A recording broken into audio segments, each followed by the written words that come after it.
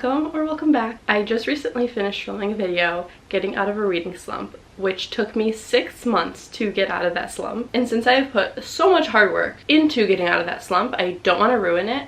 So I want to spend some time just mood reading. So that is what we're going to do today. I have no idea what I'm going to be reading, but I figured I'd take you along with me, just reading whatever I feel like. I did actually start reading The Nightingale yesterday. I'm not sure how I'm feeling about it yet. I'm only like 6 chapters in maybe. Only reason I'm not sure how I'm feeling about it is because I'm not sure what the plot is. I don't actually really know where it's gonna go from here or if it will really even have a plot. I guess we'll figure that out together.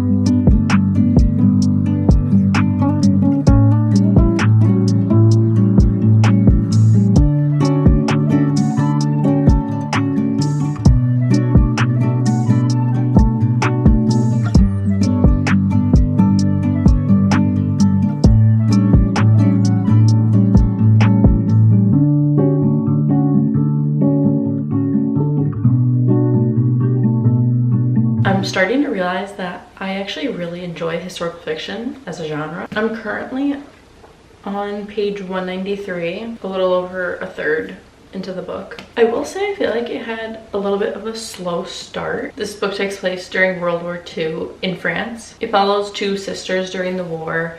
It's really interesting because the 2 sisters are very different and you kind of are getting like 2 different perspectives of people's mindsets and thoughts during this time. And I think the reason that it was a slow start, in my opinion, is because it was kind of like building the characters first before it started building any of the plot. And even now, like, it's not that it's a super crazy plot, it's really just like following history. But before I knew it, I was on page 100 and couldn't stop reading. Like, I guess something about the way it's written just makes it so interesting, and the 2 different personalities of the sisters also makes you just like attached to the story, want to know what's going to happen to them, like how the way that they are different is going to affect them in the end, because there is a little bit of a present timeline. There's only been 2 chapters in the present timeline, so it doesn't even tell you like who it is, so you kind of are like left wondering which sister it is and where the other one is. I don't know, it's surprising me because the story isn't what I thought it would be. I didn't really know much going into it, but if I would have known exactly what it's about up until the point where I'm at, I don't think I would have been as interested to read it as I am now, not knowing. But I've caught myself like completely attached and interested in wanting to know more and figure out what's going to happen, because one of the sisters is very like a rule follower and she's doing everything that she's told. Her husband was sent to be in the war and she has to take care of her daughter. Like, her only concern really is caring for her daughter and following the rules, making sure that she's not getting in trouble for anything. And her sister, who is living with her, is the complete opposite. She just wants to rebel against everyone and everything. She doesn't trust or believe or want to follow any kind of order that she's given. And like every time she speaks or every time she goes to do something, you're kind of just like anxious, like what's gonna happen to her, because her personality and her rebelling is gonna get her in trouble, because we know, I mean, the outcome of history and like what's happening, which we know more than they know because they're living through it. I don't know, it's very interesting and I'm just very surprised by it, but I just want to keep reading and figure out what's gonna happen and how it's gonna end.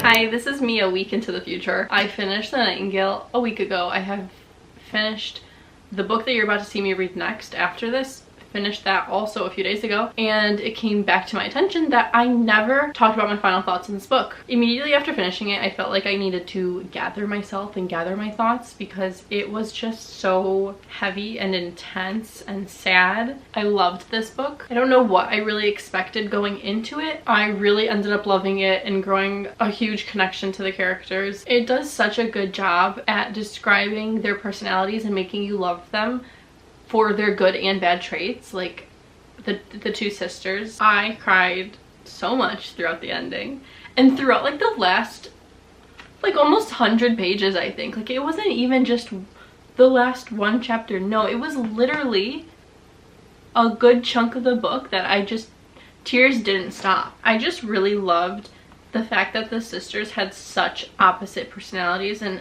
opposite roles that they were playing in this war. I think it added so much to the story without making either of them feel like one of them is in the wrong or what they are prioritizing or what they are choosing to do during the war is wrong. Like it never left that impression. It really felt like it's just two very different people that are prioritizing different things, but they each had valid reasons for it. And oh my god, it was so good. I genuinely really love historical fiction, I'm realizing now. Also, I think I had mentioned that I said sometime along the way of reading this book, I said I'm starting to realize I really like historical fiction. And I thought this book and The Things We Leave Unfinished were like the only historical fictions I had read. Then I came to the realization that Taylor Jenkins Reid writes historical fiction. It's just not historical fiction in war times. Which I don't know why in my mind I pictured every historical fiction to take place during a war. But that's not true. So I've been knowing that I like historical fiction, but I only realized it recently because I love all of Taylor Jenkins Reid's books and they're all historical fiction. I don't know why I felt the need to clarify that. So yeah, now when I talk about my favorite genres, we can go fantasy, romance, historical fiction, my top 3 genres. I actually can't wait to read more by Kristen Hanna because one other thing that intimidated me by like books set during a war is, I don't know, I kind of assumed that they would all be a little too complex, that it would make them unenjoyable. And her writing is just so clear and easy to follow. You're never having to wonder like, what is she talking about? It's very, very easy to understand. And also with her writing being super easy and clear, that I think really does add to the fact that we grow such an emotional connection to her characters, because it's like written plain as day, like everything about them. So the fact that I'm choosing to love them and grow attached to them is fully like a personal choice. She has the characters with all their flaws laid out so clearly, and I am deciding that I love them, which adds to the connection and the pain and everything that's to come with the end. I really loved this book and I'm really glad that I read this. I can't wait to read more by her. I have actually. Oh, I have Firefly Lane by her. That's exciting. I'm gonna read that soon, probably. I thrifted both of these books for $1, so great thrift. And hopefully when I go thrifting next, I'll find more by her because I will literally take them all. Loved it. Did I say what I rated it? I rated this book 4 out of 5 stars. Loved it.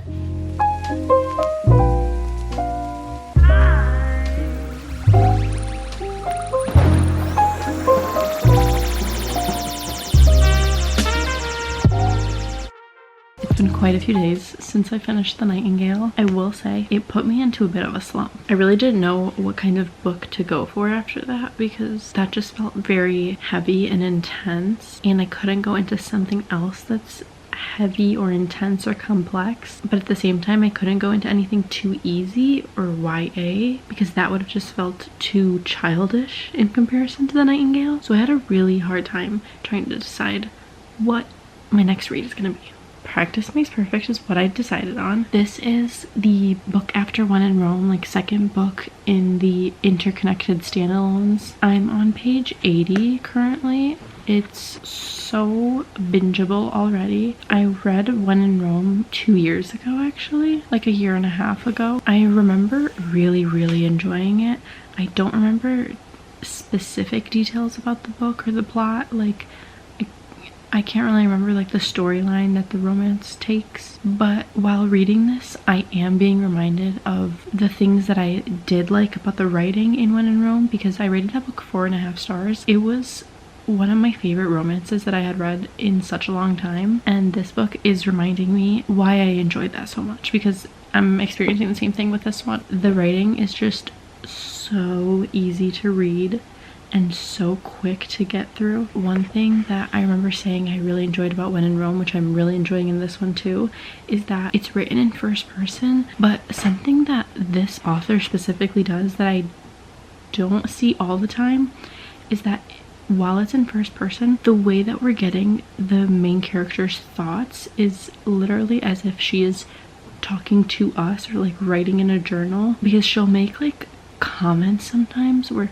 I've never watched The Office, but I picture it to be how The Office is when they like look at the camera and say something to the camera that nobody else hears. Like, that's kind of how I picture the thoughts that she's telling us to go, which makes it like so much more interesting and just like adds like a humor to the story. Also, I catch myself actually like laughing and giggling at this book, and then I'm like, have to humble myself with that. But this is feeling like a nice little palette cleanser. I didn't think I was gonna go into a romance after the Nightingale, but after taking a few days break and gathering myself, I guess this is what I needed, because I'm having the time of my life. I did also attempt to read Masters of Death by Olivia Blake before picking this up. I only read like 40 pages maybe of that book, and I had no idea what was going on, and I realized now is not the time for me to decipher like Morse code that book is written in. Like,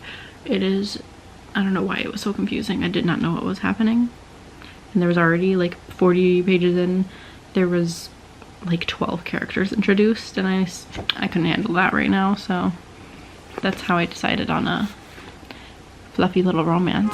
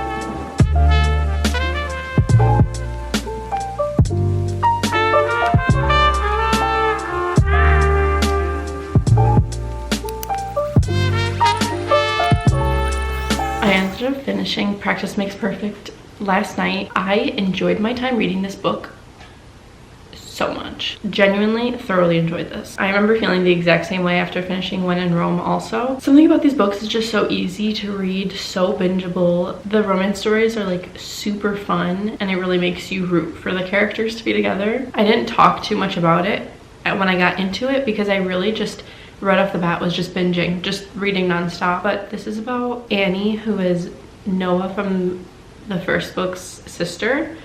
She's the youngest sister, and she kind of has this persona in the town that she's like an angel, innocent girl, and that's just what everyone believes and what everyone says to her, and she just never says anything about it. She's also kind of known to be like introvert, just like all sweet, can do no harm type of person. And she's kind of grown to like really resent this view that everybody has on her, because she feels like it's putting her into a box and she can't be anything besides what everybody expects of her. Along with this like angel innocent character that she has going, she also isn't much of a dater, so she's like in her mid to late 20s and she's feeling like there's something missing from her life. So she feels like it's probably the fact that she's ready to settle down, get married, have kids, all that. So the story then follows her and Will, who is Amelia from the first book's bodyguard. They make this agreement together for him to be her dating coach, kind of teach her how to flirt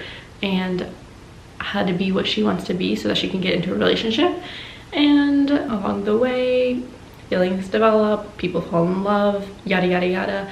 But it was so good, so much fun. My camera battery died, so if the angle changed a little bit, that's why. I also don't really remember what I was saying, but if Sarah Adams was to continue writing romance stories in this world, I would read every single one of them. These two books have been my favorite romance books that I have read in the recent years. I rated this 4 stars. I enjoyed it so much. I read it super fast. It was the perfect palate cleanser book between heavy books, fantasies, everything like that that I prefer to read. I love a good rom-com. It's just not my #1 genre, so when I pick one up like this and enjoy it this much, it's just perfect. I love the writing in these books. One of my very favorite things that this author does is that there is no third act breakup. She does a good job at developing like some type of conflict that is throughout the story without making it like a forced problem. So throughout the story, there's a conflict of why like two characters can't be together or think that they shouldn't be together. And so the story will then follow them getting over their problem of why they feel like they can't be together. And in the end, she doesn't have that moment where, okay, fine, we come together, break up, and then get back together, which I cannot stand. I despise that in books more than anything, which is probably honestly why I enjoy these so much. One of the reasons why I enjoy these so much. I was enjoying the book well before the end, before knowing that there wasn't going to be a third act breakup, but then the fact that there wasn't one was just like the cherry on top. I was so happy. They're also like, this book was very funny. Like I actually caught myself laughing so many times, which is just like, it makes me, it's just like silly that a book can make you laugh out loud. Overall, I highly recommend this book. I love it as a romance. I'm so glad that I read it. Perfect book after something heavy. Perfect palate cleanser.